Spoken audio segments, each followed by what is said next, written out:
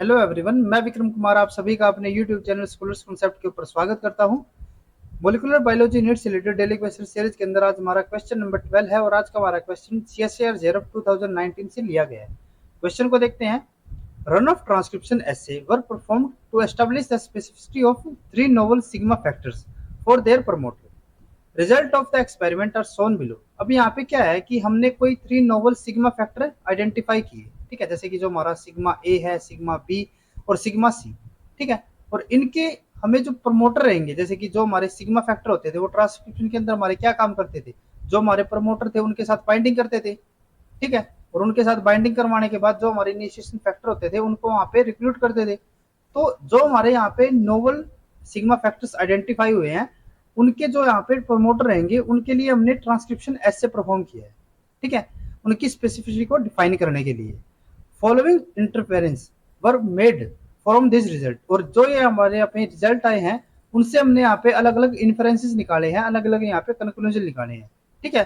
तो यहाँ पे जो हमारे कंक्लूजन का ए स्टेटमेंट है, जो हमारे यहाँ पे ए कंक्लूजन है वो हमारा क्या कह रहा है, सिग्मा ए फैक्टर यानी कि जो हमारा ये वाला फैक्टर है वो क्या है, इनिशिएट ट्रांसक्रिप्शन फ्रॉम P2, जो हमारे यहाँ पे P2 साइट है, ठीक है, and sigma B from P1। और जो हमारा सिग्मा बी है वो हमारा कहाँ से ट्रांसक्रिप्शन को इनिशिएट करवा रहा है, P1 से। तो ये स्टेटमेंट हमारी बिल्कुल करेक्ट है, क्योंकि अगर हम यहाँ पे बात करते हैं सिग्मा ए की, तो सिग्मा ए के अंदर जो हमारा यहाँ पे बॉन्ड फॉर्मेशन हो रही है या फिर जो हमारा यहाँ पे आरएनए सिंथेसिस हो रहा है वो हमारा किसके लिए हो रहा है, P2 प्रमोटर के लिए। यानी कि जो हमारा यहाँ पे सिग्मा ए होगा, जो हमारा सिग्मा ए है वो हमारा इनिशिएट कहाँ से करवा रहा है, P2 से, ठीक है। और जो हमारा सिग्मा बी है वो कहाँ से स्टार्ट करवा रहा है, P1 प्रमोटर से, ठीक है। यानी कि ये दोनों हमारे इनके लिए स्पेसिफाई रहेंगे, तो इसीलिए ये हमारा यहाँ पे करेक्ट स्टेटमेंट होगा, ठीक है। ऑप्शन के अंदर हमें किसके लिए बताना है, choose the option that correctly interpret the result, यानी कि हमारे करेक्ट स्टेटमेंट्स को यहाँ पे हमें बताना है। तो यहाँ पे हमारा जिसके अंदर ए होगा वो हमारा यहाँ पे करेक्ट होगा, यानी कि हमारा ये भी करेक्ट होगा और ये भी करेक्ट हो सकता है। बी और जो हमारे थर्ड और फोर्थ है उनके लिए भी यहाँ पे पता नहीं है कि हमारा क्या रहेगा, ठीक है। और वैसे हमें यहाँ पे फर्स्ट और सेकंड के लिए भी नहीं पता, क्योंकि वहां पे मेरी बाकी भी अलग अलग स्टेटमेंट दी हुई है। अगर हम यहाँ पे बी स्टेटमेंट को देखें तो बी के लिए इन्होंने क्या बोला है, sigma C can initiate transcription from both promoter. अगर हम यहाँ पे बात करते हैं सिग्मा सी की, तो सिग्मा सी हमारा P1 के लिए भी यहाँ पे बैंड फॉर्मेशन हो रही है, यानी कि यहाँ से भी आरएनए की सिंथेसिस हो रही है, और जो हमारा P2 साइट है वहां से भी आरएनए की सिंथेसिस हो रही है। यानी कि जो हमारा सिग्मा सी होगा वो हमारा P1 के साथ भी बाइंडिंग शो कर सकता है और P2 के साथ भी, ठीक है। तो यानी कि ये स्टेटमेंट भी हमारे यहाँ पे करेक्ट हो गई। तो अगर हम यहाँ पे देखें तो ए भी हमारा करेक्ट हो गया, ये भी हमारा करेक्ट हो सकता है। बाकी सी और डी का लिए यहाँ पे कुछ नहीं पता अभी। उसके बाद अगर हम यहाँ पे सी स्टेटमेंट को देखते हैं तो सी स्टेटमेंट यहाँ पे क्या दी हुई है, सिग्मा बी, जो हमारा सिग्मा बी है, prevent the initiation of transcription from P2। अब इन्होंने यहाँ पे बोला है कि जो हमारा सिग्मा बी है, यानी कि हमारा जो ये वाला है वो हमारा P2 से ट्रांसक्रिप्शन को रोक रहा है। वैसे हमें अभी तक क्या क्या पता था कि जो हमारा सिग्मा बी है वो हमारा P1 से इनिशिएट कर रहा है। अब हमने यहाँ पे अगर थर्ड कॉलम को देखें तो यहाँ पे हमने क्या किया, सिग्मा ए और सिग्मा बी इन दोनों को ऐड कर दिया। तो वैसे तो हमारा क्या था, जो हमारा सिग्मा ए था वो हमारा कहाँ से इनिशिएट करवा रहा था, P1 से, सॉरी P2 से। और जो हमारा सिग्मा बी है वो कहाँ से करवा रहा है, P1 से, ठीक है। लेकिन जब हमने इन दोनों को कंबाइन किया तो हमारे एक्सपेक्टेड रिजल्ट तो क्या थे कि हमारे दोनों जगह से ट्रांसक्रिप्शन स्टार्ट होनी चाहिए, लेकिन हमारे रिजल्ट कैसे आए हैं कि वो सिर्फ P1 से स्टार्ट कर रहा है।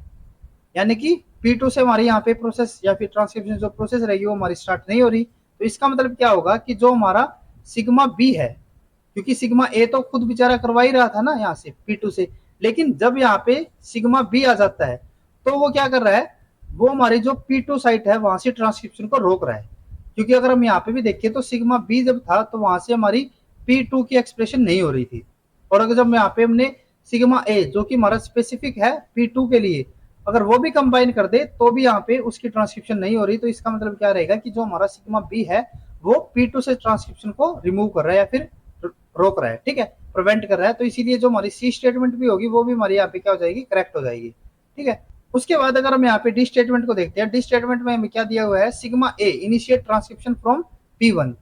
ये तो हमारा बिल्कुल ही इनकरेक्ट है, क्योंकि अगर हम यहाँ पे सिग्मा ए की बात करते हैं तो सिग्मा ए हमारा P1 से स्टार्ट ना करके P2 से स्टार्ट कर रहा है, ठीक है। तो ये हमारी यहाँ पे स्टेटमेंट इनकरेक्ट हो गई। तो यानी कि हमारा डी जो स्टेटमेंट होगी जिसके अंदर भी हमारा डी होगा वो हमारा इनकरेक्ट हो गया। अगर हम यहाँ पे देखें फर्स्ट ऑप्शन को, फर्स्ट में हमें क्या दिया हुआ है ए बी सी, यानी कि ये तीनों हमारे ठीक है, ये हमारा करेक्ट ऑप्शन है।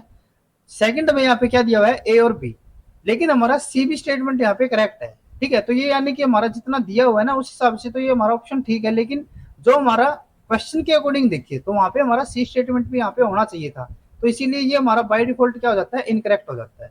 देन उसके बाद यहाँ पे सी और डी दिया हुआ है, सी स्टेटमेंट यहाँ पे वैसे ही हमारा इनकरेक्ट है, तो ये हमारा रॉन्ग आंसर हो गया। और जो हमारा लास्ट ऑप्शन है तो उसके अंदर भी हमारे यहाँ पे डी दिया हुआ है, तो इसीलिए ये भी हमारा इलिमिनेट हो जाता है। तो जो यहाँ पे हमारा फर्स्ट ऑप्शन होगा वो हमारा यहाँ पे करेक्ट हो जाएगा। अगर आपको ये वीडियो यूजफुल लगी हो तो please like and share this video, और मोलिकुलर बायोलॉजी से रिलेटेड इसी तरीके के क्वेश्चंस करने के लिए please subscribe to our YouTube channel Scholars Concepts. Thank you.